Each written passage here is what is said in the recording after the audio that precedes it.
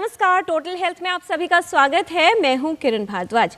कहते हैं ख्वाहिशें कम हो तो नींद आ जाती है पत्थरों पर भी, वरना चुभता है मखमल का बिस्तर भी। आजकल बहुत से लोगों के साथ यही समस्या है कि या तो उनको नींद नहीं आती, सोते हैं तो रात को पूरी रात भर बिस्तर में करवटें बदलते रहते हैं, नींद बार बार खुल जाती है या फिर बार बार फ़ोन देखने की लत ऐसे लग जाती है जिसकी वजह से नींद प्रभावित हो रही है। नींद हमारे स्वास्थ्य के लिए कितनी उपयोगी है और क्या उपाय हो सकते हैं जिससे नींद की समस्याओं को दूर किया जा सके और आपकी नींद अच्छी हो और आपकी सेहत बेहतर बनेगी, ये आपको बताएंगे विशेषज्ञ। आइए एक रिपोर्ट देखते हैं और ये समझ लेते हैं कि दरअसल नींद हमारे लिए कितनी महत्वपूर्ण है और क्या प्रभाव होता है जब किसी व्यक्ति को ठीक से नींद न आए या उसे नींद संबंधित कोई विकार हो जाए।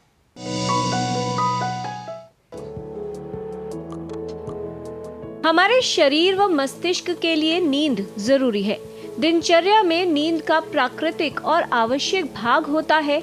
ये हमें ऊर्जा प्रदान करती है जो स्वस्थ जीवन जीने के लिए आवश्यक है। गहरी व पर्याप्त नींद हमारे शरीर में संपूर्ण विश्राम देती है, जिससे व्यक्ति तरोताजा रहता है और ऊर्जावान रहता है।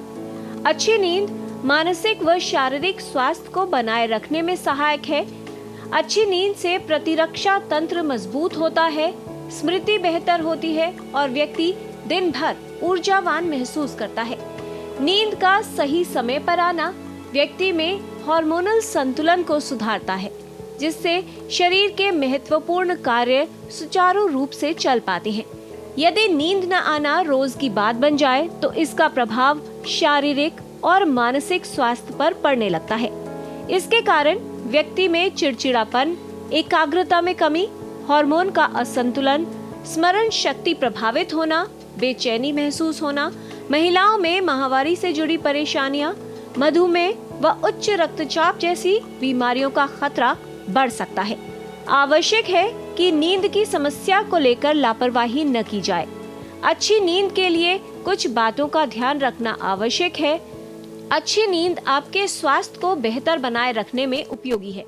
यदि आप नींद की समस्या से परेशान हैं, तो इसे नजरअंदाज न करें। एक विशेषज्ञ को अवश्य दिखाएं और ये जानें कि नींद न आने का कारण क्या है और इसका उपचार किस तरह किया जा सकता है। नींद स्वास्थ्य के लिए महत्वपूर्ण है, इसलिए अच्छी नींद के प्रभावशाली उपाय अपनाएं और अपने स्वास्थ्य को बेहतर बनाएं। किरण भारद्वाज, डीडी न्यूज।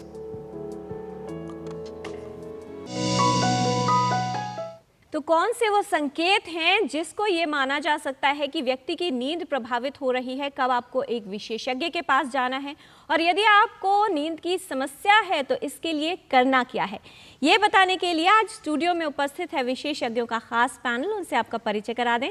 हमारे साथ हैं doctor Karan Madan, professor pulmonary critical care and sleep medicine, all India institute of medical sciences, new Delhi.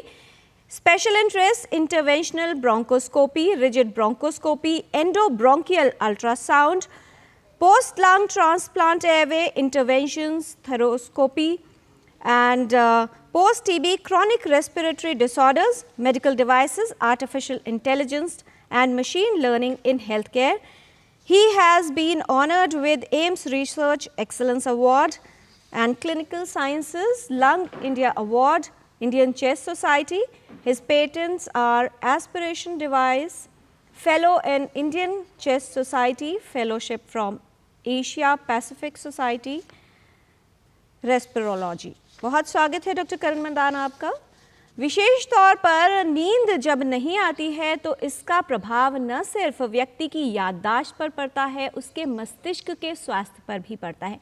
किस तरह के प्रभाव होते हैं और कौन सी समस्याएं हैं जिनका तुरंत उपचार आवश्यक है, ये बताएंगी doctor Manjari Tripathi, professor and head department of neurology, all India institute of medical sciences, 30 years of experience. Areas of interest are epilepsy, sleep disorders, cognitive disorders, dementia, multiple sclerosis, and autoimmune neurology. In charge, Center of Excellence of Epilepsy, Ministry of Health, Department of Biotechnology, Fellow in NIH Epilepsy, National Academy, Science Academy, and FRCP, American Academy of Sleep Medicine, and Indian Sleep Disorders Association, honored with AAPIOS Best Sleep Researcher Award, San Antonio, Texas, AIMS Best Research Award, and many other respectful honors and awards. Contribution to Epilepsy and Outstanding Achievement Award, 11th Asian and Oceania Epilepsy Congress, Hong Kong। बहुत स्वागत है doctor मंजरी त्रिपाठी आपका। आज के discussion में विस्तार से बात करेंगे कि तनाव और मानसिक स्वास्थ्य पर नींद का क्या प्रभाव होता है और क्यों आवश्यक है नींद संबंधित विकारों को ठीक रूप से उपचार करवाना, एक विशेषज्ञ के पास जाना। इस पर बात करने के लिए उपस्थित हैं doctor Yatanpal Singh Balhara, professor, department of psychiatry, all India institute of medical sciences. इनके विशेष तौर पर एक्सपर्टीज़ है mental health including addictive disorders, policy and services, co-occurring disorders, interface of psychiatric disorders, medical disorders, addictive disorders, dual disorders, behavioral addiction, internet addiction, gaming addiction, and mental health. Dr. Balhara has done various researches and his articles have been published in various journals also, serving as Secretary of World Association on Dual Disorders, and he offers consultancy to World Health Organization and UNCDC. Global Master Trainer for the Colombo Plan and UNODC। बहुत स्वागत है doctor Balhara आपका। नींद एक ऐसी प्रक्रिया है जो हमारी अच्छी सेहत के लिए महत्वपूर्ण होती है, इसलिए आवश्यक है कि सभी को अच्छी नींद आए। कई ऐसे कारक हैं जो हमारी नींद को प्रभावित करते हैं, उन पर कैसे ध्यान दिया जाए और स्लीप हाइजीन कितनी महत्वपूर्ण है हम सभी के लिए, ये बताएंगे विशेषज्ञ। नींद संबंधित कोई समस्या यदि आपको भी है जिसका समाधान आप हमारे विशेषज्ञों से लेना चाहते हैं तो आप हमारे इन दो नंबर्स पर कॉल कर सकते हैं। 011 है दिल्ली का STD कोड जो आपको लगाना है, और नंबर है 23097648 एंड 23097671। आप अपने प्रश्न ईमेल भी कर सकते हैं ddnewstotalhealth@gmail.com पर। आइए जानकारी की शुरुआत कर लेते हैं और जान लेते हैं कि नींद हमारे स्वास्थ्य के लिए कितनी उपयोगी है, कितनी महत्वपूर्ण है। सबसे पहले डॉक्टर मंजरी त्रिपाठी आपसे समझना चाहेंगे कि नींद की दरअसल अवस्था क्या है और क्यों हमें नींद की आवश्यकता होती है। देखिए, जो नींद है वो एक न्यूरल फिनोमेनन है जिसमें जो ब्रेन की एक्टिविटी है वो उसमें फ़र्क आता है जब हम नींद में जाते हैं। बेसिकली जो हम अभी जगे हुए हैं या हम काम कर रहे हैं उसमें ब्रेन की वेव्स जो होती हैं वो एक गति से चल रही होती हैं ब्रेन की कोशिकाओं की वजह से जी। पर नींद में ये गति धीमी हो जाती है, कोशिकाओं की गति धीमी हो जाती है और इनकी जो फ्रीक्वेंसी होती है ये भी बदल जाती है। और नींद में दो स्टेजेस होते हैं जिनको हम बोलते हैं नॉन रेम और रेम, और नॉन रेम में भी 3 स्टेज होते हैं, 1 2 3। नींद में ब्रेन की एक्टिविटी के फ़र्क होने के अलावा एक स्पेशल ड्रेनेज सिस्टम है जो सिर्फ नींद में ही खुलता है। जो ब्रेन के जो टॉक्सिन्स हैं या ब्रेन में जो केमिकल्स हैं, जो हार्मफुल केमिकल्स हैं वो इकट्ठा हुए हैं पूरे दिन भर की काम से जी, उसको वो खींचता है वैक्यूम पंप के जैसा। और ये सिस्टम भी हमको पिछले 10 साल में ही इसके बारे में जानकारी मिली है। इसको बोलते हैं ग्लिम्फेटिक सिस्टम। तो एक तो है ये न्यूरल फिनोमेनन है, दूसरा है ये जो कचरा है ब्रेन का उसको फेंकने वाला जो वैक्यूम पाइप है ग्लिम्फेटिक सिस्टम, वो भी नींद में ही खुलता है। इसके अलावा नींद में हार्मोनल प्रोसेसेस होते हैं। कुछ हार्मोन्स हैं जो कम हो जाते हैं, कुछ हार्मोन्स हैं जो बढ़ जाते हैं। ओवरऑल नींद की ज़रूरत इसलिए होती है क्योंकि ये एक रिपेयर करने का प्रोसेस या फिर रिस्टोर करने का प्रोसेस है। जैसे कि हम कंप्यूटर पे काम कर रहे हैं, पूरा दिन काम कर रहे हैं और कंप्यूटर जो लैपटॉप है या जो भी वो गर्म हो जाता है, तो उसको रेस्ट देने के लिए हम उसको स्लीप मोड में डालते हैं। उस स्लीप मोड में उसमें जो प्रोसेसेस हैं, टेम्पररी फाइल्स जनरेट होती हैं, उसको डिलीट करना पड़ता है अगले दिन, या फिर जो स्पीड होती है कंप्यूटर की वो रिस्टोर होती है। वैसे ही नींद इज़ एसेंशियल, बिकॉज नींद में ये 3 फिनोमेनन जो हो रही है, इसी से बॉडी का जो है देखभाल अगले अवेक पीरियड के लिए जरूरी है। जी, बहुत आवश्यक है नींद। डॉक्टर मंजरी ने विस्तार से बताया है। डॉक्टर बलहारा, क्या वाकई हम ये जो रेस्ट टाइम है इसका पूर्ण उपयोग कर पा रहे हैं? किस तरह के कारक आपको लगते हैं नींद के विकारों को अगर छोड़ दिया जाए, एक सामान्य व्यक्ति को देखें, कौन से जीवन शैली से संबंधित कारक हैं और क्या प्रभाव डाल रहे हैं वो हमारी नींद पर? देखिए, अगर हम नींद की बात करें तो जब हम पूरा दिन का कार्य समाप्त करते हैं और फिर नींद की कोशिश करते हैं तो बहुत कुछ ऐसा है जो उस दिन भर में जो हमने किया वो हमारी नींद को प्रभावित करता है। हमारे दिन में हमारे शरीर की एक्टिविटी लेवल क्या था, हमारे माइंड की एक्टिविटी लेवल क्या था, ये सारे ऐसे कारण हैं जो ये प्रभाव डालेंगे कि हमें कितनी नींद आएगी, किस क्वालिटी की नींद आएगी और कब तक नींद आएगी। इसके अलावा नींद से पहले हम क्या कर रहे हैं, क्या हम अपने शरीर को और अपने मस्तिष्क को ये मौका दे रहे हैं कि वो शांत हो सके और निद्रा की अवस्था में जा सके, ये भी प्रभाव डालेगा कि हमें नींद किस प्रकार की आएगी। आज की हम बात करें तो बहुत सारे डिस्ट्रैक्शंस हैं हमारे सामने, भले ही वो काम के चलते हों या हमारी चॉइस हो रिक्रिएशन के लिए या एक दूसरे से जुड़ने के लिए हम डिवाइसेस का उपयोग करते हैं, मोबाइल फ़ोन्स का उपयोग करते हैं, इंटरनेट का उपयोग करते हैं। तो ये कुछ ऐसे कारण हैं जो नींद पर नेगेटिव या नकारात्मक प्रभाव डाल सकते हैं। इसके अलावा शरीर की एक्टिविटी का लेवल क्या है, क्या हम शरीर को उतना थका रहे हैं कि उसको नींद की ज़रूरत लगे, ये भी प्रभावित करेगा कि हमें नींद किस तरह की आएगी। और इसके अलावा अगर हमें किसी प्रकार का तनाव है तो उससे भी हमारी नींद प्रभावित होगी। जी, तो ऐसे लोग जिनको लगता है कि उनको बहुत सा काम है और वो व्यस्त रहते हैं, उन्हें ये समझ लेना चाहिए कि यदि अच्छी नींद चाहिए तो अपना स्विच ऑफ करना, सोने से कुछ समय पहले अधिकतर तरह की टेक्नोलॉजी से, मोबाइल फ़ोन से, लैपटॉप से दूर हो जाना और अपने थॉट्स को, यानी जो विचार हैं, उनको शांत करना बहुत ज़रूरी है। डॉक्टर करण मदान, किस तरह से हमारा श्वसन तंत्र, श्वसन प्रक्रिया और नींद आपस में इंटर रिलेटेड होते हैं, और अगर किसी तरह की श्वसन समस्या है व्यक्ति को, किस तरह से नींद प्रभावित होगी और कौन से ऐसे नींद संबंधित विकार हैं जिसकी वजह से कहीं ना कहीं व्यक्ति के श्वसन पर भी प्रभाव पड़ सकता है? हाँ जी किरण जी, बहुत ज़रूरी सवाल पूछा आपने। देखिए, जो हमारा नींद का ये जो मैकेनिज़्म है और हम जो सांस लेते हैं, ये बहुत ही एक तरह से इनका एक क्लोज संबंध है। देखा जाए तो हमारा एक सांस जो कि बिना रुकावट के सांस चलता रहे, वो एक अच्छी नींद आने के लिए बहुत ज़रूरी है। अब जब हम सो जाते हैं, हम ये भी कहते हैं कि अच्छी स्लीप हाइजीन मतलब नींद अच्छा करने के लिए आप एक ऐसी जगह पे सोएं जहाँ थोड़ी शांति हो, थोड़ा अंधेरा हो, तो एक नींद का वातावरण बनाना भी बहुत ज़रूरी है। तो ये तो आपकी स्लीप को ठीक रखेगा ही, लेकिन अगर आपके जो हम सांस ले रहे हैं या श्वसन प्रणाली में कोई रुकावट है, तो जिसकी वजह से अगर आपका सांस सोते हुए रुकेगा तो आपकी नींद प्रभावित होगी। अब ये बहुत ज़रूरी है समझना, क्योंकि कई लोगों को एक ऐसी बीमारी होती है जिसको हम स्लीप रिलेटेड ब्रीदिंग डिसऑर्डर बोलते हैं, जिसको हम ये समझें तो स्लीप या निद्रा से एसोसिएटेड हमारा जो सांस का प्रचलन है वो अगर ठीक नहीं है तो हमारी वो निद्रा को कैसे प्रभावित करेगा। ये जो स्लीप एपनिया नाम की बीमारी है, इसमें क्या होता है कि जो हमारा सांस का रास्ता है, अब हमारी नाक से सांस फेफड़ों में जानी है, अगर यहाँ पे कहीं भी किसी तरह एक रुकावट होगी तो एक तो खराटे उत्पन्न होंगे, और खराटे उत्पन्न के साथ साथ कई लोगों को वो रुकावट इतनी ज़्यादा सीवियर हो जाती है कि जो सांस लेते हुए उनका सांस रुक जाता है।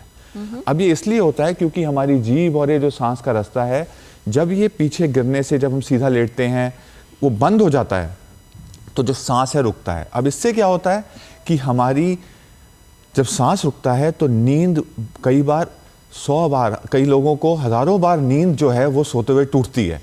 और इससे क्या होता है, उनको पता नहीं लगता, उनको लगता है कि हम सो रहे हैं, हम सो के उठे हैं, लेकिन उनकी नींद इतनी बार रात में टूट चुकी होती है कि सुबह जब वो उठते हैं तो वो पूरा रिफ्रेश या एक तरह से फील नहीं करते। उनको लगा है हम थके हुए हैं, हम कहीं भी दिन में बैठे हैं, हमें नींद आ जाती है, हमें खाली कमरे में छोड़ दें, टीवी है सामने, हम सो जाएंगे। कई लोग तो ऐसा भी कहते हैं हम गाड़ी चलाते हुए सो गए और हमारा एक्सीडेंट हो गया। और कई लोग ये भी कहते हैं मैं रेड लाइट पे खड़ा हूँ और मुझे नींद आ जाती है।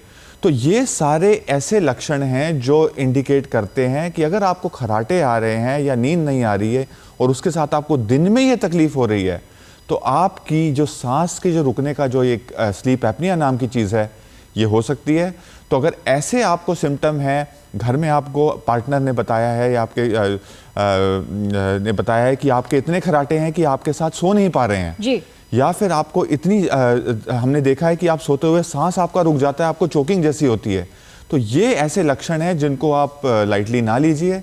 ऐसे आपको सिम्टम आ रहे हैं तो अपने को ज़रूर जांच कराएं। जी, कौन से और लक्षण हैं जिनको नज़रअंदाज नहीं करना है, ये भी विशेषज्ञों से जानेंगे। उससे पहले एक कॉलर है दिल्ली से, राजकुमार जी हैं फोन लाइन पर।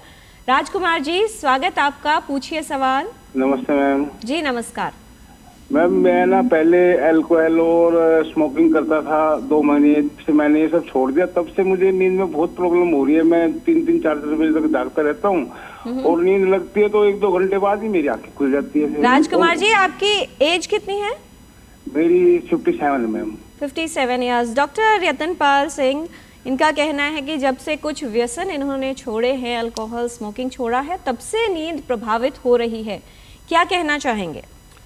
किरण जी, नींद एक फिजियोलॉजिकल फिनोमिना है। मतलब हमारे शरीर में एक ऐसी प्रक्रिया है जो नेचुरली पहले से होती है। तो हमारी एक रिदम होती है, एक सोने और जागने का पैटर्न होता है। जब हम नशीले पदार्थों का सेवन करते हैं, ख़ास तौर पर शराब या तंबाकू से बने पदार्थों का, तो क्या होता है कि जो हमारी नेचुरल स्लीप है, ये पदार्थ उसको ओवरराइड कर जाते हैं और अपने तरीके से स्लीप को मॉडिफाई कर देते हैं। स्लीप, हमारी नींद कब शुरू होगी, कितनी समय तक रहेगी, उसमें जो फेजेस आएंगी वो कैसे आएंगी, इस सब में बदलाव आ जाता है। तो होता क्या है कि अगर आप अचानक इन नशीले पदार्थों को एकदम से छोड़ देंगे तो शरीर को और हमारे मस्तिष्क को अपने नेचुरल स्लीपिंग पैटर्न में जाने में थोड़ा समय लगता है। इसलिए सलाह ये दी जाती है कि अगर आप शराब और तंबाकू का सेवन छोड़ना चाह रहे हैं तो आपको एक विशेषज्ञ से मिलना चाहिए ताकि आपको वो सुझाव दे सके और अगर ज़रूरी हो तो वो दवाइयाँ भी दे सके, जिससे आप जो नींद के डिस्टर्बेंस बता रहे हैं इसको ठीक किया जा सके। जी डॉक्टर यतन, क्या इसके अलावा योग करना या प्राणायाम करना, इस तरह के जो विकल्प हैं वो भी सहायक हो सकते हैं? बिल्कुल, कोई भी ऐसी एक्टिविटी जो हमारे माइंड को रिलैक्स करने में मदद करे, ख़ास तौर पे अगर आप स्ट्रेस का अनुभव ज़्यादा करते हैं, अगर आप एंक्शस हैं, तो mindfulness based activities, yoga, meditation, in fact अगर सुबह की गई फिजिकल एक्टिविटी भी इस काम में आपकी मदद कर सकती है, क्योंकि ये आपके माइंड को शांत करेगी और उस फेज़ में जाने में आपकी मदद करेगी जिसमें आप आसानी से सो सकेंगे। जी डॉक्टर मंजरी त्रिपाठी, आजकल के जीवन शैली में कई ऐसे कारक हैं हम सभी के लिए जो नींद को प्रभावित करते हैं, लेकिन हर कारक का प्रभाव किसी भी व्यक्ति पर कितना पड़ रहा है वो हर व्यक्ति में अलग अलग होता है। एक तो वो स्थिति हुई जिसमें सभी कारक उपस्थित हैं और नींद प्रभावित हो रही है, और दूसरे लोग वो हैं जिन्हें नींद संबंधित कोई विकार है। कौन सी मुख्य तौर पर समस्याएं बताना चाहेंगी जिनको विकार के रूप में देखा जाता है और एक विशेषज्ञ के पास जाने की आवश्यकता होती है? देखिए, एक तो है जिसको एक टर्म है जिसको हम बोलते हैं एडिक्वेट अपॉर्चुनिटी टू स्लीप। तो नॉर्मली जो है मिडिल एज में 20 to 40 इयर्स या 50 इयर्स, इसमें हमको 7 to 8 आवर्स सोने की ज़रूरत है, और टीन एज में थोड़ा ज़्यादा नींद की ज़रूरत है, 9 से 10 घंटे, और बच्चों में जो नवजात हैं या बहुत छोटे हैं उनमें 11 से 15 घंटे। जी, बुढ़ापे में नींद की जो नीड है वो कम हो जाती है और 6 से 7 घंटे काफ़ी होते हैं। अब नींद में एक तो है कि हम उतना समय दे पा रहे हैं सोने के लिए। कई प्रोफेशंस ऐसे हैं जिसमें ये नहीं हो पाता, जैसे डॉक्टरों का प्रोफेशन हो या नर्सेस का प्रोफेशन हो। उनको जो है रात में कॉल्स आते हैं या रात में मरीज़ देखने पड़ते हैं, तो उनको एडिक्वेट अपॉर्चुनिटी टू स्लीप या ड्यूटी करनी पड़ती है, नहीं मिलती है। तो इससे भी प्रभाव पड़ता है नेक्स्ट डे के फंक्शनिंग में। जी, और ये दिखाया गया है कि अगर डॉक्टर सोया नहीं है रात भर और अगले दिन उसको जाके सर्जरी फिर करनी है, तो उन सर्जरियों में भी प्रॉब्लम आ सकती है। इसके अलावा अगर आपको अपॉर्चुनिटी मिल रही है बिस्तर पे सोने के लिए 7 या 8 घंटे, फिर भी आप नहीं सो पा रहे हैं, मतलब आपका जो नींद का ऑनसेट है वो नहीं हो पा रहा है, या फिर नींद के बीच में आप बार बार उठ रहे हैं, या फिर सुबह बहुत जल्दी उठ रहे हैं, इन सब को अलग अलग प्रकार के इंसोम्निया बोलते हैं। Sleep onset insomnia, sleep maintenance insomnia and early morning awakening. इसके अलावा नींद की जो है सांस की बीमारी होती है जिसको हम ऑब्स्ट्रक्टिव स्लीप एपनिया या स्लीप ब्रीदिंग डिसऑर्डर्स बोलते हैं। और इसके अलावा नींद में अलग अलग प्रकार की हरकतें करते हैं कई बार, स्पेशली बच्चों में ये होती है जिसको हम पैरासोमनियास बोलते हैं, जैसे नींद में चलना या नींद में चीखना या नींद में हाथ पैर फेंकना या हाथ पैर का चलना। तो ये भी नींद की बीमारियों में आता है। अब ये जानना बहुत ज़रूरी है कि इन सब में कौन सी बीमारी है। इसके लिए नींद के विशेषज्ञ जो जनरली साइकियाट्री, न्यूरोलॉजी और रेस्पिरेटरी मेडिसिन से संबंधित डॉक्टर्स होते हैं, उनके पास जाके इसका समाधान लेना होता है। जी, एक और कॉलर हैं हमारे साथ, पारस जी हैं, दिल्ली से कॉल कर रहे हैं। पारस जी, स्वागत आपका, सवाल पूछिए। जी मैम, गुड मॉर्निंग सभी को। जी मैम, मेरा क्वेश्चन ये है कि जो खर्राटे की समस्या है, अगर हम इसको हॉस्पिटल में जाते हैं तो क्या जांच करने को बोले उनको, हम क्या चीज कहें कि हमें ये चीज जांच करवानी है? जी डॉक्टर करण। देखिए, बहुत ज़रूरी सवाल पूछा आपने और ये एक ऐसी समस्या है जो बहुत लोगों को प्रभावित करती है। अब देखिए, खर्राटा आना एक, हम ये कहेंगे कि एक खर्राटे होते हैं जो मैं कहूँगा कि एक नॉर्मल तरह का खर्राटा है और एक खर्राटा है जो एक बीमारी का संकेत है। तो जो नॉर्मल खर्राटा है उसको कई बार हम प्राइमरी स्नोरिंग कहते हैं, कि आप सो रहे हैं तो थोड़ी बहुत जो आपकी हवा नाक मुंह या इस रास्ते से जाती है, जहाँ पे मामूली सी कहीं पे थोड़ी रुकावट है, उससे आपकी आवाज़ में एक सांस में एक आवाज़ उत्पन्न होती है। तो इस गड़गड़ाहट की जो आवाज़ होती है इसको हम खर्राटा कहते हैं। अब ये खर्राटे, अगर आपको ऐसे सिम्टम्स या ऐसे लक्षण इसमें आ रहे हैं, वो इंडिकेट कुछ ऐसा करते हैं कि बीमारी है। जैसा मैंने बताया कि अगर आप सुबह उठ रहे हैं, आपको दिन में बहुत नींद आ रही है, आपने कहा कि मैं 10 घंटे सोया हूँ लेकिन मैं दिन में मेरे को इतनी नींद आ रही है कि मैं बैठ के काम नहीं कर सकता, इसको कहते हैं हम एक्सेसिव डे टाइम स्लीपीनेस, मतलब दिन में बहुत नींद आना। तो अगर आप लंबी नींद के बाद भी रिफ्रेश्ड फील नहीं कर रहे, नींद आ रही है, ये एक प्रॉब्लम है।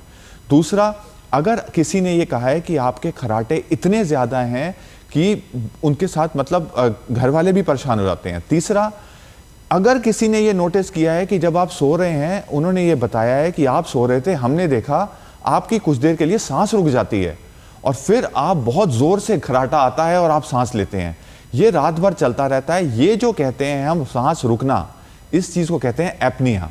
तो अगर आपके घर में किसी ने ये एपनिया विटनेस किया है, जिसको कहते हैं विटनेस्ड एपनिया, इसका मतलब ये है कि किसी ने देख लिया है कि आपको सांस रुक रहा है।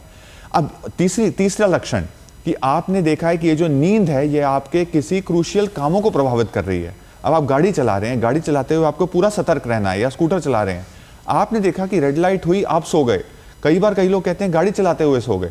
तो ये कुछ ऐसे लक्षण है, या आपका बीपी है, ब्लड प्रेशर कंट्रोल नहीं हो रहा, हार्ट की प्रॉब्लम। स्लीप एपनिया, जो हम ऑब्स्ट्रक्टिव स्लीप एपनिया की बात कहते हैं, इसमें जब सांस रुकता है तो इससे हमारे शरीर का ऑक्सीजन का स्तर नीचे चला जाता है और ये ऊपर नीचे होने का ऑक्सीजन का स्तर रात भर चलता रहता है।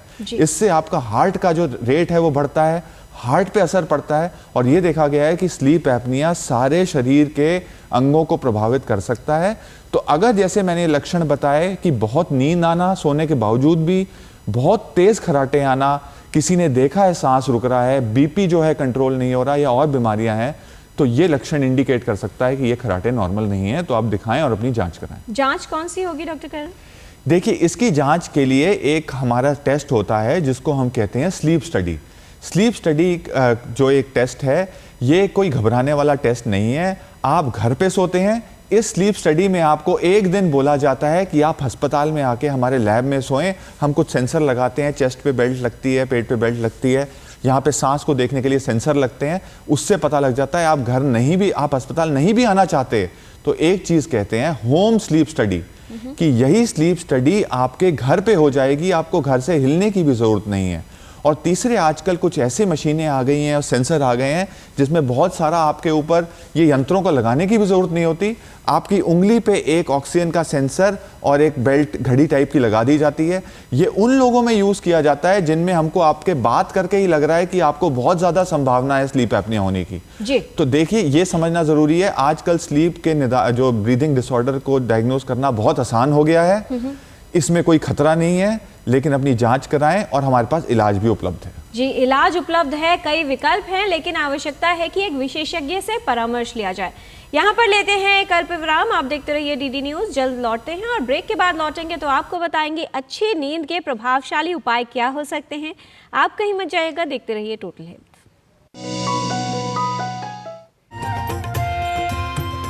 नए दिन की करें शुरुआत भारतीय ज्ञान परंपरा, संस्कृत और स्वास्थ्य के साथ। स्वास्थ्य में उपयोगी आयुष पद्धतियों का विज्ञान, संस्कृति, कला, योग का अद्भुत ज्ञान। देखिए विशेष कार्यक्रम सुप्रभातम डीडी न्यूज पर। ब्रेक के बाद टोटल हेल्थ में आपका स्वागत है। नींद संबंधित समस्याओं के क्या है कारण और क्या है इलाज के विकल्प, ये हमें बता रहे हैं विशेषज्ञ। ये हमने जाना है कि कुछ ऐसे संकेत होते हैं जिनको बिल्कुल भी नज़रअंदाज नहीं करना चाहिए, लेकिन कई बार हम कुछ गलत धारणाएं अपने मन में रखते हैं जो बाधक बनती हैं विशेषज्ञों तक पहुंचने में और इलाज के सही विकल्प अपनाने में। कुछ ऐसी ही सोच है, जान लेते हैं विशेषज्ञों से कि इनमें सच्चाई कितनी है। पहला प्रश्न डॉक्टर करण आपसे, बहुत से लोग ये मानते हैं कि खर्राटे लेना अच्छी नींद का संकेत या निशानी होती है, कितनी सच्चाई है इस बात में? देखिए, ये चीज़ बिल्कुल ठीक, ये सच नहीं है। ठीक है कि अगर हम सांस का जो हमारा रास्ता है, अगर हम जैसे हम कहते हैं कि किसी ट्यूब में से पानी जा रहा है या हवा जा रही है, उसमें बिना रुकावट के जाए, तो अगर हम सांस ले रहे हैं तो वो आराम से जाए, उसमें कहीं रुकावट ना हो। खर्राटा एक इंडिकेटर है कि कहीं पे कुछ रुकावट है जिससे आवाज़ उत्पन्न हो रही है जी। तो इसीलिए ये सच नहीं है। अगर आपको बिल्कुल खर्राटे नहीं आते तो ये मेरे ख्याल से एक अच्छा संकेत है, रादर देन आपको खर्राटे आते हैं। राइट। डॉक्टर मंजरी, बहुत से लोग ये कहते हैं क्योंकि उम्र बढ़ने के साथ नींद कम हो जाती है तो हर मामले में कोई भी समस्या महसूस हो रही है तो उसे सामान्य माना जाए और विशेषज्ञ के पास जाने की कोई आवश्यकता नहीं है।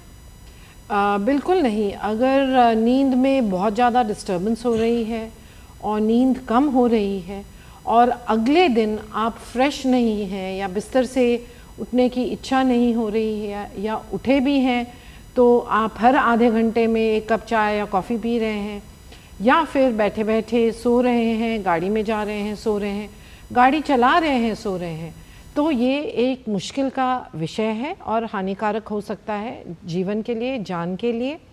और ये बहुत ज़रूरी है कि आप पता लगाएं कि बहुत सारी नींद की बीमारियों की वजह से ऐसा तो नहीं हो रहा है और विशेषज्ञ के पास जाएं। जी डॉक्टर यतनपाल, कुछ लोगों का ये कहना होता है कि यदि नींद में सपना आता है या फिर सपना आने के बाद सुबह वो याद रहे व्यक्ति को तो ये मान लेना चाहिए कि नींद बहुत अच्छी रही। क्या कहना चाहेंगे?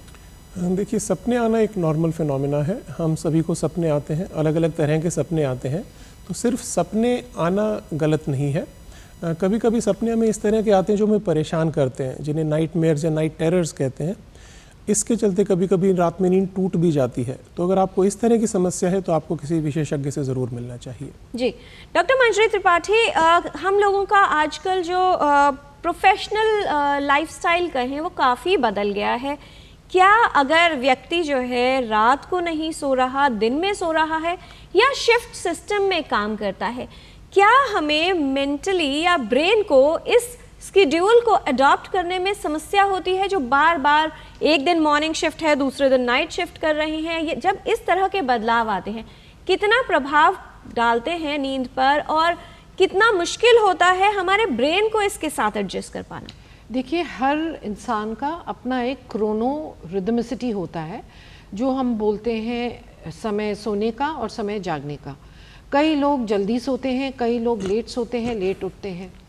अब अगर आपके पास ऐसा व्यवसाय है जिसमें आपको शिफ्ट ड्यूटी है, जैसे नर्सेस का, या फिर जैसे आजकल इंडिया में लोग यूएस के लिए काम करते हैं और यूएस में जब सुबह है वो हमारी रात होती है, तो उनको रात भर जगना पड़ता है और सुबह सोना पड़ता है। जी, तो अकॉर्डिंगली जो है बॉडी एडजस्ट करती है और एडजस्ट करने की कोशिश करती है, पर आपको उसके लिए आपको फैसिलिटेट करना है। जैसे कि अगर पूरी रात आप काम कर रहे हैं तो सुबह जब आप वापस घर पे आते हैं तुरंत नाश्ता करके आपको 8 घंटे या 7 घंटे का अंधेरे कमरे में बिना कोई साउंड के या डिस्टर्बेंस के या डोरबेल के आपको सोने की अपॉर्चुनिटी देनी चाहिए, घर वालों को भी और आपके एनवायरनमेंट को भी वैसा होना चाहिए।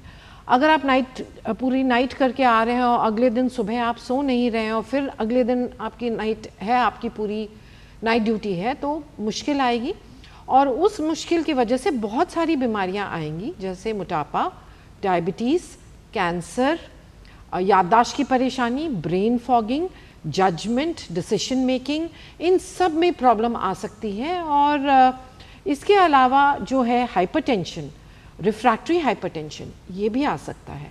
इसलिए बहुत ज़रूरी है जो भी शिफ्ट और नाइट ड्यूटीज़ कर रहे हैं उनको अपना एनवायरनमेंट ऐसा क्रिएट करना चाहिए और उनके घर वालों को ऐसे सहाय करना चाहिए कि उनके उस एनवायरनमेंट न लाइट या साउंड जाए 7 या 8 घंटा अगले दिन जब वो सो रहे। जी, बहुत सारे ईमेल्स हमारे पास आ गए हैं। अनूप कुमार जी हैं, अंकित हैं, स्मृति है, दीपिका हैं, सुरेश है, शशि हैं, इन सब के ईमेल्स हम शामिल करेंगे। उससे पहले एक कॉलर हैं मेरठ से फ़ोन लाइन पर, शशांक जी हैं, उनका सवाल जान लेते हैं। शशांक जी, बहुत स्वागत आपका, क्या जानना चाहते हैं आप? मैडम एक्चुअली क्या है कि मेरी एज है 53 ईयर्स जी, और ना मेरे ब्लड शुगर है ना बीपी है। मुझे समस्या ये है कि एक तो मैं रात को नींद में कभी कभी हाथ पैर फेंकता हूँ और दूसरी बात यह है कि गाड़ी ड्राइव करते हुए मुझे कभी कभी नींद आ जाती है या कंप्यूटर पर वर्क करते हुए नींद आ जाती है या मैं कुर्सी पर बैठा रहता हूँ तो मैं नींद में आ जाता हूँ। तो अब मेरा वेट थोड़ा सा बढ़ा हुआ है, मेरा वेट है 118 किलो। जी, ठीक है, तो मेरे को किसी ने बताया था सीपैप के लिए, पर मेरे को ये जानना है कि सीपैप रेगुलर लगाना क्या हानिकारक नहीं होगा? जी, डॉक्टर करण। देखिए, आपने बड़ा ज़रूरी सवाल पूछा। हमने बात की पहले कि ये स्लीप एपनिया जो सांस रुकता है उसमें क्या होता है, उसकी बात की। अब आपका सवाल इससे लिंक्ड है कि उसका इलाज क्या होता है। तो देखिए, जो आपने आवाज़ की ये जो चीज़ बताई सीपैप का मतलब होता है कंटिन्यूअस पॉजिटिव एयरवे प्रेशर, जिसका मतलब है लगातार सांस के रास्ते पे दिया गया एक प्रेशर। ये एक कोई घबराने की चीज़ नहीं है। सीपैप बस एक तरह की छोटी सी मशीन होती है जिससे एक मास्क के ज़रिए सिर्फ हवा प्रेशर से फेंकी जाती है। ये कुछ भी नहीं है, सिर्फ हवा है। हवा जब प्रेशर से हम नाक से देते हैं तो जैसा मैंने बताया कि स्लीप एपनिया में आपका सांस का रास्ता बंद हो जाता है। जो जीभ है, यहाँ का टिश्यू है, आपने जैसे वज़न बताया, जिन लोगों का वज़न बहुत ज़्यादा होता है, यहाँ पे चर्बी ज़्यादा होती है और सांस रुकता है। तो जब हम एक सीपैप मशीन या मास्क लगा देते हैं जो हवा फेंकता है प्रेशर से, ये बस ये करता है कि रात को आपका सांस का रास्ता खुला रखता है। ये लगातार एक प्रेशर है, तो ये लगातार आपका सांस का रास्ता खुला रहेगा जिससे बिना किसी रुकावट के आपकी सांस चल सकती है। तो पहली बात आप ये समझें, क्योंकि ये केवल हवा है, ये कोई रिस्क नहीं है आपके लिए। और दूसरा, आप ये समझें कि ये आप लगाएंगे तभी आपका सांस ठीक से चलेगा। अगर आपको इतना स्लीप एपनिया की तकलीफ है, जिस तरह आप बता रहे हैं कि आपका वज़न इतना ज़्यादा है, तो संभावना ये है कि आपका स्लीप एपनिया का भी जो स्तर है वो हम माइल्ड मॉडरेट सीवियर कहते हैं। आप ये समझे सिंपल तरीके से कि थोड़ा है, थोड़े से ज़्यादा है या बहुत ज़्यादा है। तो आपके केस में वो बहुत ज़्यादा वाला स्लीप एपनिया होने का रिस्क भी ज़्यादा है। और उन लोगों को सीपैप हम कहते हैं कि लगातार लगाएं। और उसमें हम ये भी कई बार मशीन में चेक भी करते हैं कि आप मशीन यूज़ भी कर रहे हैं कि नहीं। कई मरीज कहते हैं कि मैंने सीपैप यूज़ कर रहा हूं, बट क्या होता है जब उसमें से हम डेटा निकाल के, कार्ड होता है निकाल के जब हम देखते हैं तो उसमें ये पता लगता है कि आप मशीन यूज़ ही नहीं कर रहे। हम ये कहते हैं कि कम से कम 4 घंटे तो आप रात को यूज़ कर रहे हो मशीन, कि आप थोड़ा बहुत यूजेज हो, पर आप ये समझें कि ये ज़रूरी है आपके लिए और इससे कोई खतरा नहीं है। जी, एक और कॉलर है भोपाल से हमारे साथ फ़ोन लाइन पर। स्वागत आपका, पूछिए सवाल। हेलो सर, मेरा सवाल ये है कि जब रात को अचानक नींद खुल जाती है कभी कभी किसी की वजह से, तो सर उसके बाद नींद नहीं आती है। नींद खुल जाती है, उसके बाद नींद नहीं आती है। डॉक्टर यतनपाल, इससे जुड़ा एक और भारत जी का भी सवाल था कि रात को अचानक नींद खुल जाती है, किस वजह से ये उन्होंने नहीं लिखा है, पर नींद आने में फिर समस्या होती है, क्या एडवाइस करना चाहेंगे? इंसोम्निया कई तरह का होता है। उसमें से एक तरीका ये भी होता है जिसमें आपको नींद तो सही समय पर आती है लेकिन रात में बार बार नींद टूटती है। इसके भी कई कारण हो सकते हैं, जैसा डॉक्टर मदान ने बताया कि हमारे सांस से संबंधित समस्याएं हो सकती हैं, कुछ न्यूरोलॉजिकल प्रॉब्लम्स हो सकती हैं। इसके अलावा कुछ साइकाइट्रिक प्रॉब्लम्स भी ऐसी हैं जिसमें ऐसा हो सकता है। तो अगर आपको ये समस्या है और अगर आपको लगता है कि आपकी नींद जब टूटती है रात में और आप तुरंत दोबारा सो नहीं पाते हैं, तो ज़रूरी है कि आप किसी विशेषज्ञ से मिलें, क्योंकि इसकी जांच होना ज़रूरी है। इसके कई कारण हो सकते हैं और उसको बहुत आसान तरीके से सही भी किया जा सकता है। जी डॉक्टर मंजरी त्रिपाठी, बहुत से लोगों को रेस्टलेस लेग सिंड्रोम होता है, जिसकी वजह से रात को सोते सोते भी नींद डिस्टर्ब रहती है। ऐसी स्थिति में क्या किया जा सकता है? हाँ, ये बहुत ही इम्पॉर्टेंट है, बिकॉज रेस्टलेस लेग सिंड्रोम बहुत ही आम बीमारी है और इसकी डायग्नोसिस तक भी नहीं हो पाती है।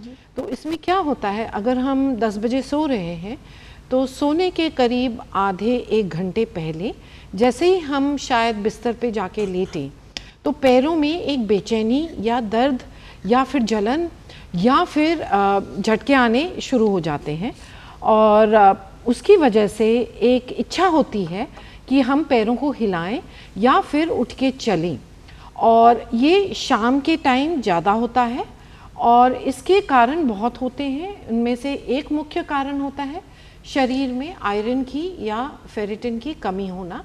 इसके अलावा विटामिन्स की कमी, जैसे विटामिन B12 की कमी या मैग्नीशियम की कमी या फिर विटामिन D की कमी से भी ये सिम्टम्स उत्पन्न होते हैं।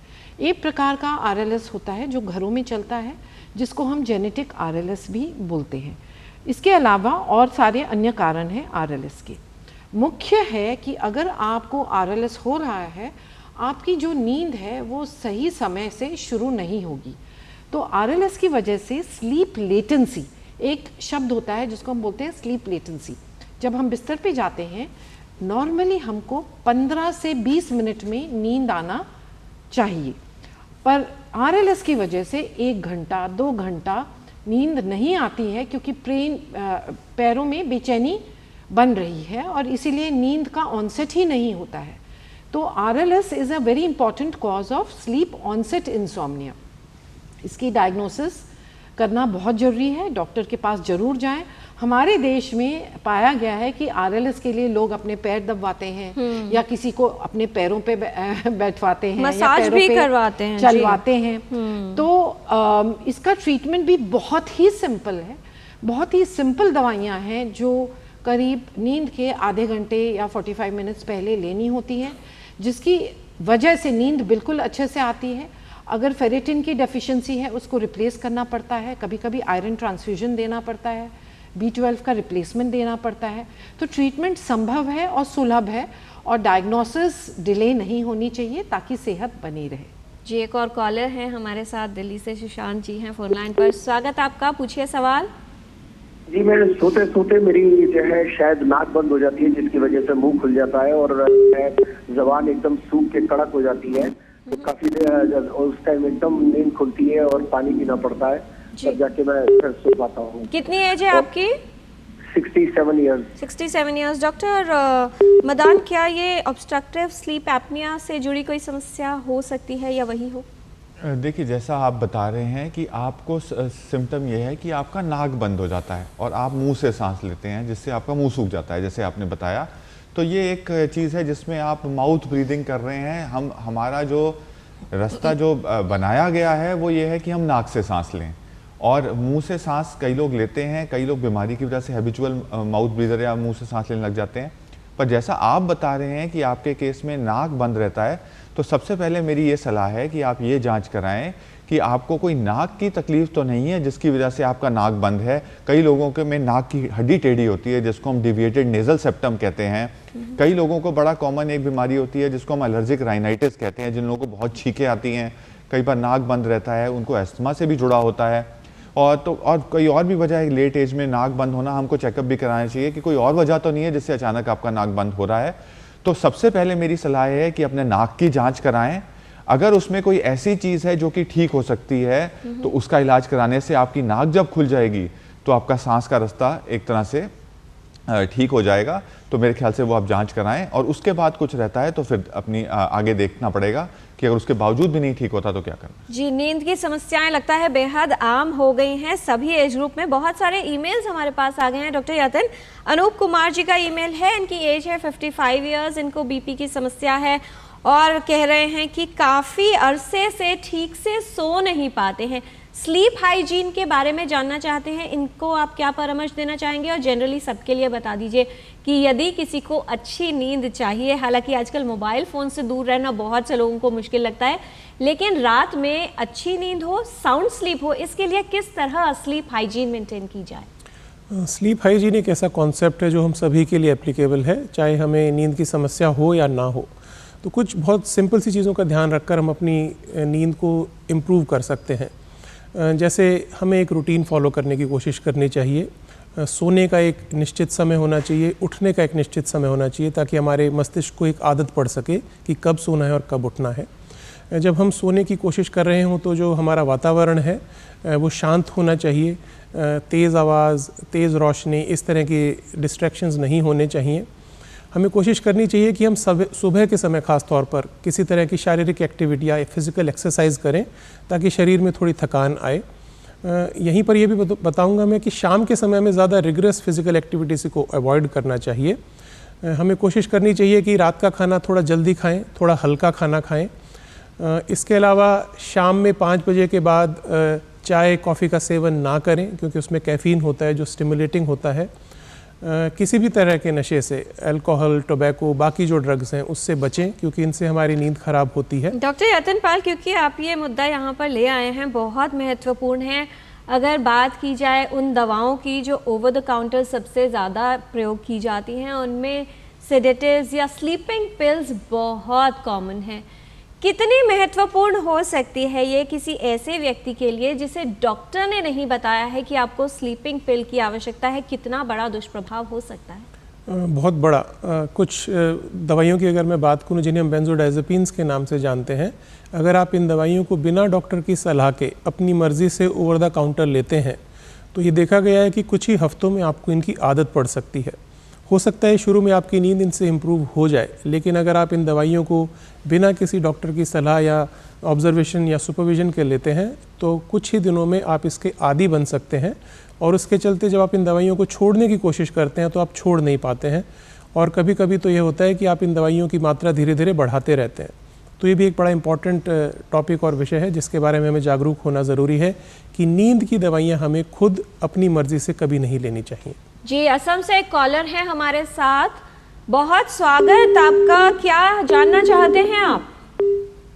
शक्तिकार साहब, क्या लगता है उनसे संपर्क टूट गया है?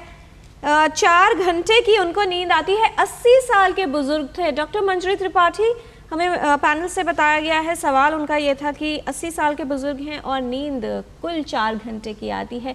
क्या इसे सामान्य माना जाए या क्या कुछ और किया जा सकता है? देखिए, जैसे उम्र बढ़ती है नींद की आवश्यकता कम होती है, और अक्सर जो घर पे रह रहे हैं बुज़ुर्ग लोग, वो दोपहर में भी थोड़ा बहुत सो लेते हैं। अगर आप दोपहर में सो रहे हैं 1 घंटा 2 घंटा, तो आपको रात में नींद कम आएगी जी। और इसीलिए बोला जाता है कि जैसे वृद्धावस्था में आते हैं, दोपहर में न सोया जाए, या तो आप कोई गार्डनिंग करिए, या फिर पेट्स के साथ लगिए, या वॉकिंग करिए, या फिर एक नेटवर्क में बात करिए, गपशप करिए, तो ताकि आपको रात में नींद अच्छी आए। 4 घंटे भी ठीक हो सकते हैं अगर इसका असर ना पड़ रहा हो। अब इसका असर क्या होता है? नॉर्मली अगर हम कम सोएंगे तो अगले दिन हमको नींद ज़्यादा आएगी, जिसको हम एक्सेसिव डे टाइम सोमनोलेसेंस बोलते हैं। अगर ये हो रहा है, इसका मतलब है इनको और नींद की ज़रूरत है। अगर ये उठ रहे हैं 4 घंटे नींद के बाद और चिड़चिड़े हैं, गुस्सा हो रहे हैं, कोई छोटी सी चीज़ जिस पे न भी कोई रिएक्शन होना चाहिए उस पे भी रिएक्शन हो रहा है, या आउट ऑफ प्रोपोर्शन रिएक्शन हो रहा है, जैसे कोई चीज़ गिर गई और किसी को थप्पड़ लगा दिया, तो this is an out of proportion. या गाड़ी के पीछे किसी ने पार्क कर दिया और आपने जाके गाड़ी वाले को मार दिया, सो रेज टाइप। डॉक्टर मंजरी, इस तरह के लक्षण, क्योंकि अल्जाइमर्स की जब बात करते हैं, डिमेंशिया की भी बात करते हैं, ओल्ड एज में काफ़ी कॉमन है, ओवरलैपिंग सिम्टम्स होते हैं, तो वाकई चैलेंजिंग होता है समझना कि कारण नींद है या कुछ और। देखिए, अगर नींद क्रॉनिकली कम होगी, लगातार ही आप बहुत कम सो रहे हैं, तो नींद में स्टेज 3 स्लीप में मेमोरी जमती है। जो हम पूरे दिन सीखे हैं वो हमारी शॉर्ट टर्म मेमोरी में पहले एंट्री करती है, राइट, और नींद में ये हमारी लॉन्ग टर्म मेमोरी में और हिप्पोकैम्पल रीजन्स में ये कंसोलिडेट होती है, जमती है। अगर हम स्टेज 3 नींद में पहुंच ही नहीं रहे हैं क्योंकि हम कम सो रहे हैं, तो मेमोरी पे असर पड़ता है और याददाश्त कम होती है, ब्रेन फॉगिंग होती है, डिसीजन मेकिंग में प्रॉब्लम आती है, जजमेंट में प्रॉब्लम आती है, इंसाइट में प्रॉब्लम आती है। तो ये सब चीज़ें जो हैं एक अर्ली डिमेंशिया या कॉग्निटिव इम्पेयरमेंट के सिम्टम्स की तरह प्रस्तुत करती है। तो विशेषज्ञ को दिखाना बहुत जरूरी है। डॉक्टर मंजरी, एक और ईमेल हमारे पास है, थोड़ा महत्वपूर्ण है, चाहेंगे आप इसको भी एड्रेस कर दें।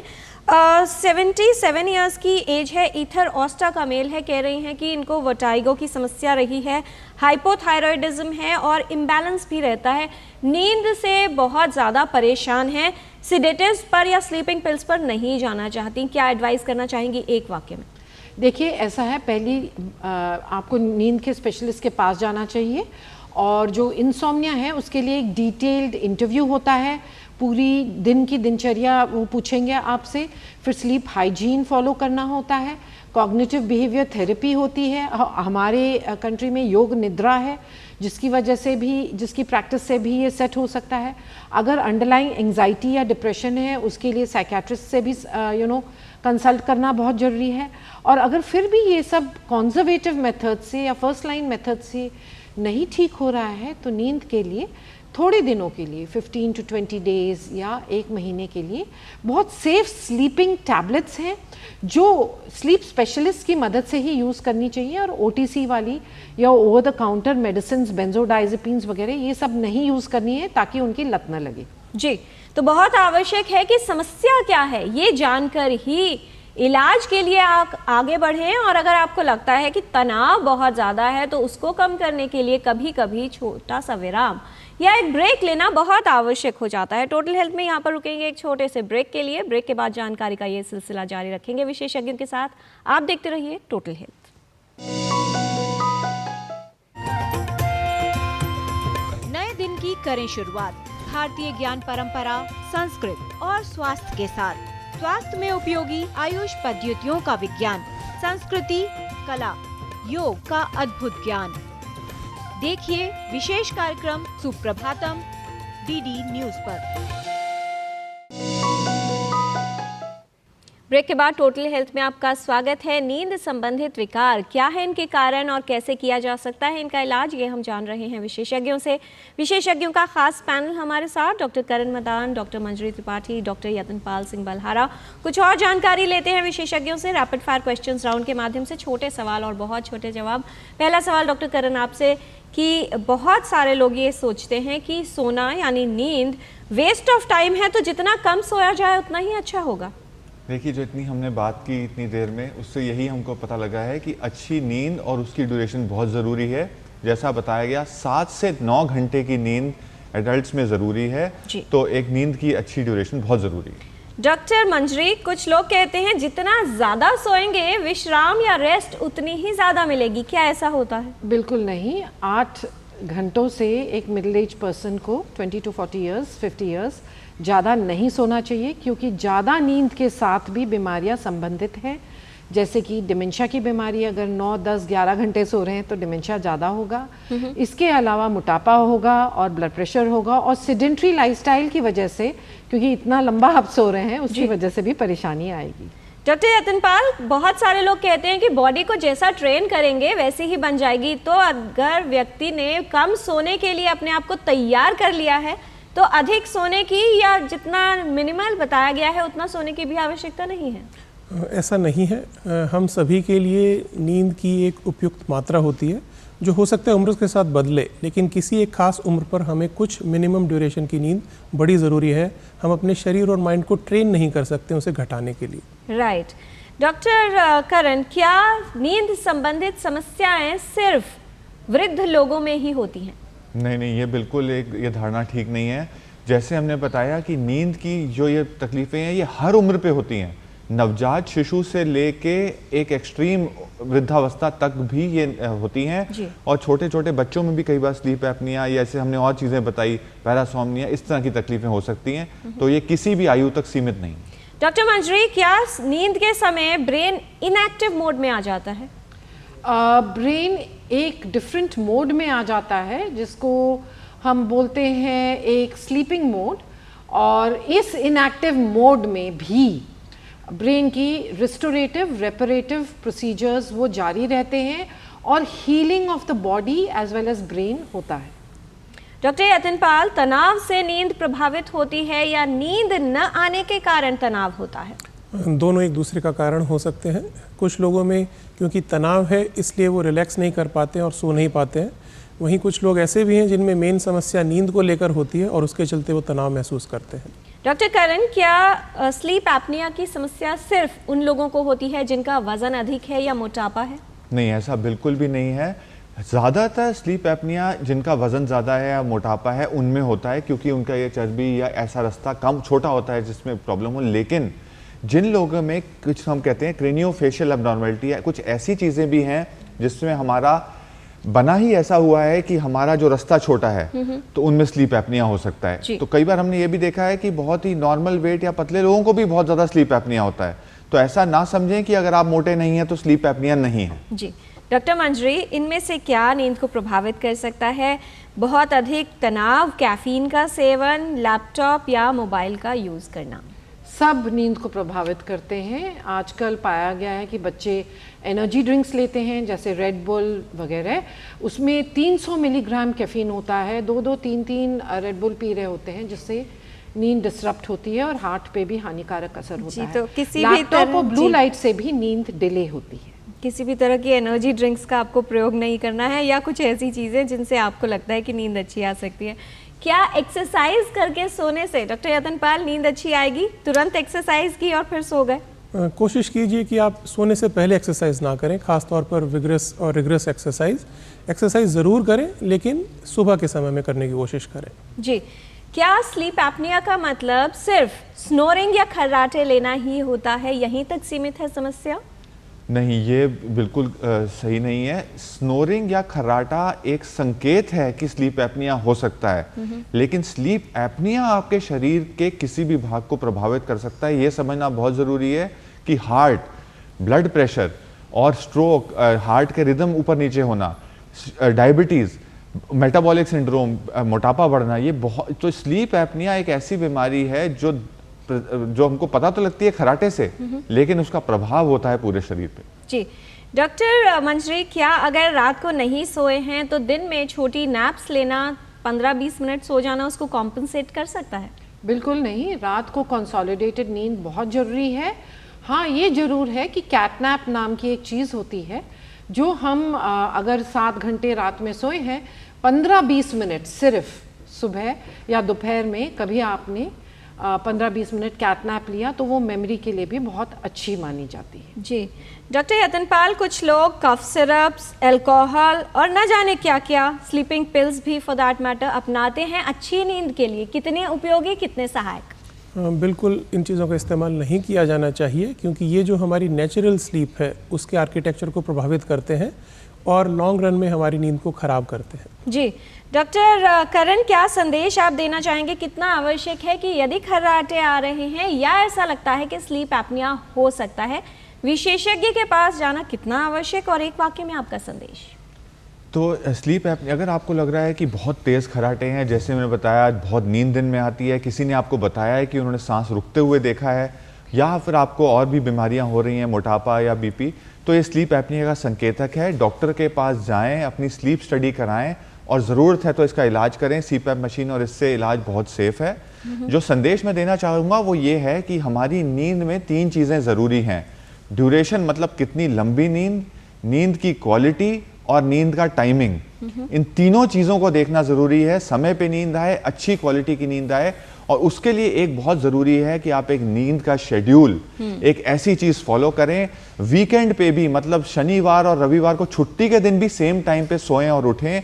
और एक आपकी जो स्क्रीन होती है, स्क्रीन्स को देखना, जैसे कि टीवी वीवी या फिर मोबाइल को ना देखें, और ये जो हमने बताया चाय और ऐसी चीज़ों का सेवन रात को थोड़ा अवॉइड करें। डॉक्टर यतनपाल, बहुत सारे लोग सोफ़ा, चेयर, कहीं भी सो जाते हैं और फिर कहते हैं कि जब बिस्तर पर जाते हैं तो नींद नहीं आती। क्या कहना चाहेंगे ऐसे लोगों के लिए, और साथ ही आपका संदेश हमारे व्यूअर्स के लिए? देखिए, सोने के लिए हमारी कोशिश रहनी चाहिए कि हमें सिर्फ बिस्तर मर ही सोना है, ताकि हमारे माइंड को एक ऑटोमेटिक मैसेज मिले कि जैसे ही हम बिस्तर पर जा रहे हैं यह सोने का समय हो गया है, तो किसी और जगह पर सोने की कोशिश ना करें जी। इसके अलावा मेरा संदेश यही है कि नींद बढ़ाने के लिए नशीले पदार्थों का उपयोग ना करें, अपनी मर्जी से बिना चिकित्सक के परामर्श के नींद की गोलियां ना लें और शाम के समय डिजिटल डिवाइसेस से थोड़ी दूरी बना के रखें। आप पाएंगे कि नींद आपके पास आएगी। राइट।